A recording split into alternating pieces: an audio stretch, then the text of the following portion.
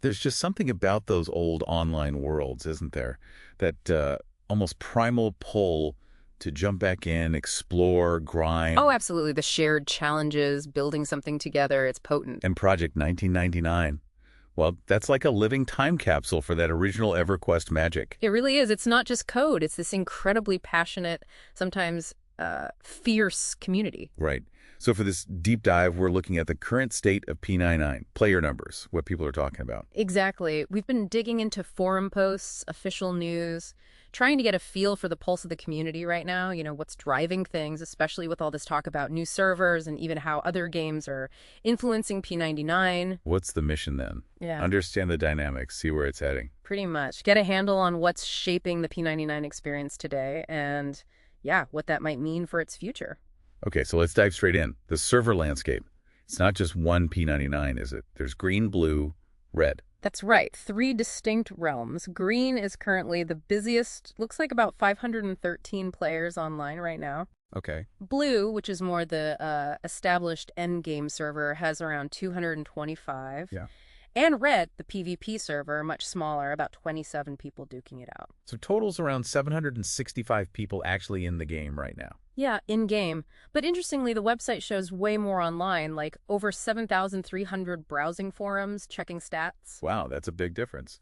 Shows the community's engagement goes beyond just playing. Definitely. And just for context, they hit a peak back in May 2025, over 61,000 concurrent players. 61,000, that's massive. Quite a drop to under 800. What does that signal? Well, that's part of what we need to unpack. It's not just fewer logins. It might suggest a shift in what people are looking for in the game now. Okay, let's break down those servers. Green, you said, is the main progression one, launched fairly recently. Relatively, yeah. October 2019. The whole point was to relive that classic EverQuest progression, expansion by expansion, up to Velius. Velius being a major expansion back in the day. Huge. Lots of new zones, raids, gear.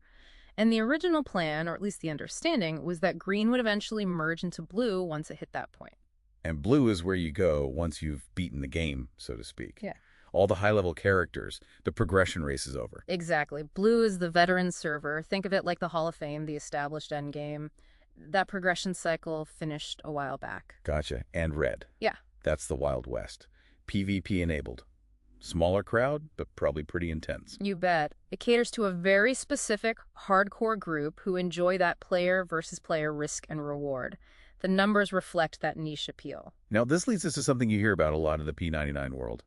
Server population concerns. This isn't a new thing, is it? Oh, not at all. We found forum posts talking about this way back in 2010. People noticing peak times dropping from, say, 800, 900 down to 600, 700 even then. So over a decade of this ebb and flow is kind of the natural life cycle for these servers. Seems like it. These things have a natural rhythm. And more recently, say 2024, 2025, there's been more talk about stagnation, especially on green and blue, zones feeling empty. Yeah, that's the sentiment we're picking up. The feeling is that a lot of people have, well, done what they set out to do. Got the gear, beat the bosses. Maybe they were tryharding early on. Meaning really pushing hard for progression. Right. And now that initial drive has faded for many, you see comments about deserted zones, which really impacts the atmosphere. Makes sense. Like finishing a single-player game, the drive to keep logging in fades once you've seen and done it all. Precisely. And that natural decline fuels this almost constant desire for fresh. Exactly. The call for a fresh server to recapture that early game magic, the crowded zones, everyone starting from scratch. It's a cycle you see everywhere in MMOs, but maybe especially strong in these classic communities. Which brings us neatly to all the buzz about a potential new server. It sounds like people were expecting one based on Green's original plan. Yeah, the initial communication back in 2019 suggested green progresses, merges into blue, and then boom, a new green from scratch. It set an expectation. Was there any kind of timeline mentioned for that green to blue merge? There was talk at one point of it happening no earlier than January 2023. And even into early 2025, you see people discussing it, maybe hoping for sometime after January 2024. So clearly things slipped. So what's the official word? Why the delay on the merge and therefore the potential new server? The devs have mentioned needing the next build, the next version of the server software to be sufficiently different. They don't just want to hit reset. They want it to offer something genuinely new. Plus, they've mentioned needing more bug reports. So ongoing development work. But it sounds like the lack of a firm date is causing some friction. Absolutely. You definitely see frustration in the forums about the lack of communication. People understand it's volunteers. Right, the P99 isn't paying their rent argument. Exactly. There's an appreciation for that. But, the silence and uncertainty still breed impatience and speculation. And the speculation is definitely running wild, isn't it? Talk of a 2025 new P99 gold server. Oh, yeah, the rumor mill is churning. It's Yeah. pure community hope, really. People are hungry for that fresh server Bomo Zerg rush. That chaotic, exciting launch period. Totally. The reset economy, everyone's scrambling, the race for basic gear. You found specific examples of that nostalgia, right? Like wanting to get certain items again? Yeah, someone mentioned wanting to race to get those journeyman boots and geishas again. It's not just the item, it's the shared struggle of getting it in a packed world, reliving that classic experience from level 1. And people aren't just waiting, they're throwing out ideas for what a new server could be. Lots of creative ideas, maybe mixing elements from different EQ eras like 1999 and 2010. Some talk about build-locked progression to keep later content challenging. It really shows how invested people are. Now, back to the volunteer aspect. How does that factor into the community's patience, or lack thereof? Well, like we said, there's an understanding. People know it's a passion project, but that understanding only goes so far when you're eagerly waiting for news that doesn't come. The silence can still be frustrating, even if you get why it might be happening. And there's history here, too, isn't there? With other emulation projects maybe not panning out? Definitely. The EverQuest emulation scene has seen projects end in drama or just become vaporware. That history adds a layer of cynicism. It makes clear communication and transparency really important for keeping trust.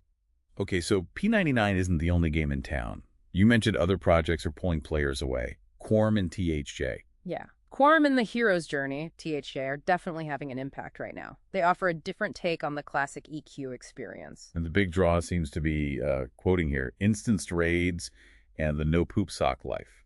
What does that mean? Uh-huh. Yeah, no poop sock life. It's a vivid way of saying these servers respect your time more. P99 is famous, or infamous, for requiring huge time commitments, especially for endgame raiding. Because raids are open world, first come, first served, highly competitive. Exactly. Whereas Quorum, for instance, offers instance raids. Your guild gets its own private copy of the raid zone. You can schedule it, plan around real life. Ah, so it accommodates people with jobs, families, Ugh. lives outside of gaming. Precisely. It's a major quality of life difference. And it's not just scheduling, right? Loot acquisition is different, too. Right. Quorum apparently has less demanding requirements for things like epic weapons, those iconic, super hard-to-get items in classic EQ. People also go there to escape what they call the insane gatekeeping of endgame content on P99. Meaning established guilds controlling access to raids. That seems to be the perception, yeah. Plus, Quorum goes beyond Vilius into later expansions like Luklin and Plains of Power, which P99 doesn't. Okay, and THJ, you said it's more live-like. Yeah, meaning closer to how the official EverQuest servers evolved over time. Often faster leveling, maybe slightly easier mechanics than P99's strict 1999-era rule set. And it has a multi-class system. Letting you control multiple characters easily, like boxing. Sort of, yeah. You can effectively triple box without having to actually triple box, run multiple character types from one account, simplifying things. Big draw for some playstyles. So you really see this split, don't you? P99's hardcore classic is possible versus these others offering quality of life improvements. It's a clear philosophical divide. P99's dedication to authenticity is its brand, but that commitment creates the poop sock culture because the game design demands that time investment. And that culture, while maybe authentic, can lead to negative social stuff. For sure. That intense competition breeds things like the gatekeeping we mentioned or the rise of farm crews. Farm crews, like organized groups just locking down valuable monster spawns. Basically, yeah. Dominating resources, potentially skewing the economy, and making it tough for others. But the P99 staff are trying to address this. You mentioned new rules for Plane of Hate minis. Yes, exactly. Those recent rule changes seem aimed directly at this. They changed certain valuable mobs, minis, from contested raid targets to more standard campable mobs. So individuals or smaller groups have a better shot. That's the idea. The stated goal was to counter the perception that the only way to obtain certain looted items is to buy them from farm crews and aim for a fairer distribution based on commitment, skill, and luck. It's a direct intervention. Interesting. And this ties into a bigger debate within P99 itself about what classic even means, right? Like this PvE plus server idea. That's a great example. Even within the community, there's disagreement. Should a new server maybe tweak some things for a better experience? Or does any change betray the classic vision? It's a tough balancing act for the devs. Let's shift focus to the forums themselves. That's the main hub, right? Official news, player chat. Absolutely. It's where everything happens. We talked about the Plane of Hate rules announcement on May 7th. Right, making mini standard camps, rules about holding them, trying to combat farm crews. Yeah. But there's been a lot else in the last 6 months or so.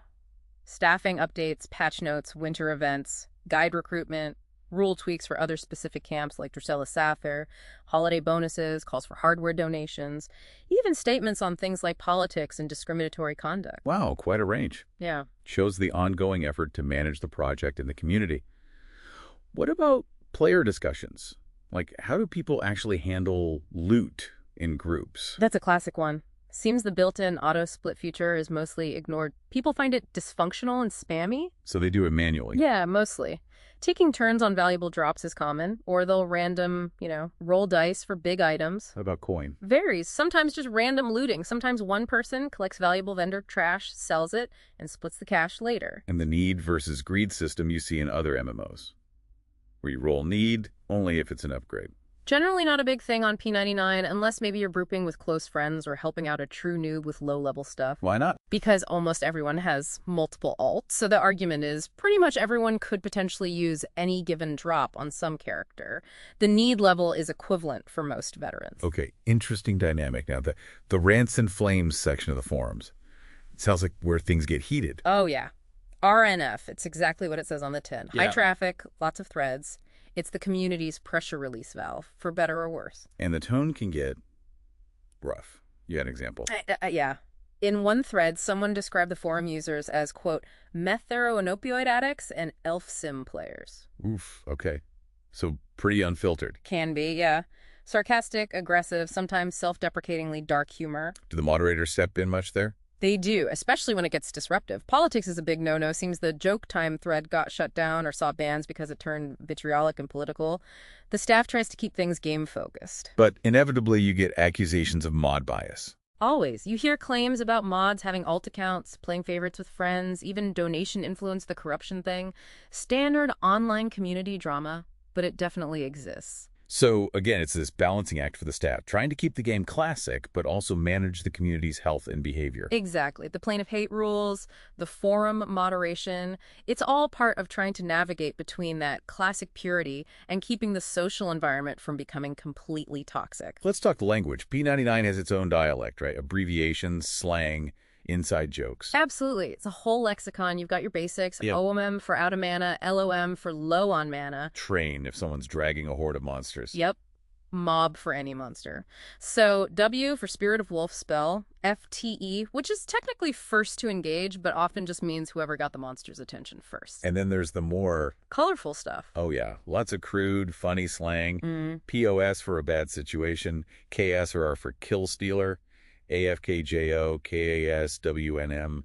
The meanings can be fluid or debated, but veterans know the context. And humorous takes on the abbreviations. Right, like OM being out of marijuana, or LFG looking for group becoming looking for ganja, just reflects that irreverent community humor. And forum signatures are important too, giving context. Yeah, people list their character names, levels, guilds, maybe services they offer, like J-Boots MQ service, helping with the Journeyman Boots quest. It grounds the forum identity in the game. What about memes? P99 specific memes? Totally. References to things like Cluen's recent dishonor, specific guards like Guard Dayblaze, maybe infamous players like Scarlorn, or server events like Double XP Weekend. If you get the meme, you're part of the culture. So the shared language and meme culture builds community for insiders. Definitely. Creates a strong bond. But it could be a bit of a wall for newcomers. For sure. It highlights that P99 is more than just logging into a game. It's stepping into a long-running social experiment with its own history and folklore. Great for vets, maybe intimidating for true beginners. And that history shapes everything, like those stereotypes about races and classes. Yeah, often played for laughs, but they exist.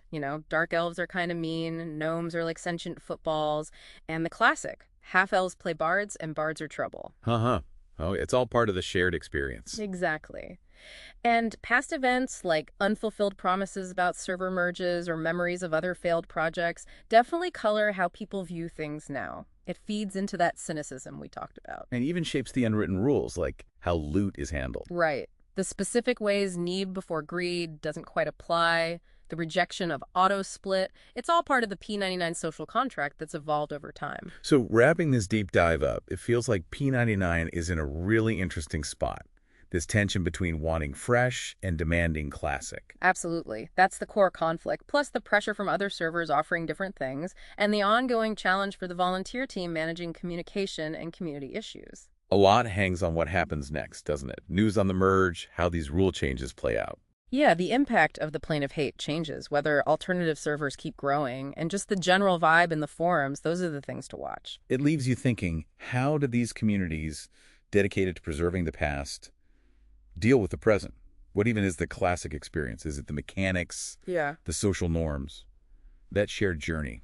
And how do you balance all that to keep something like P99 alive and thriving long term? Yeah, well, it's a fascinating question with no easy answers, so a really interesting space to keep an eye on.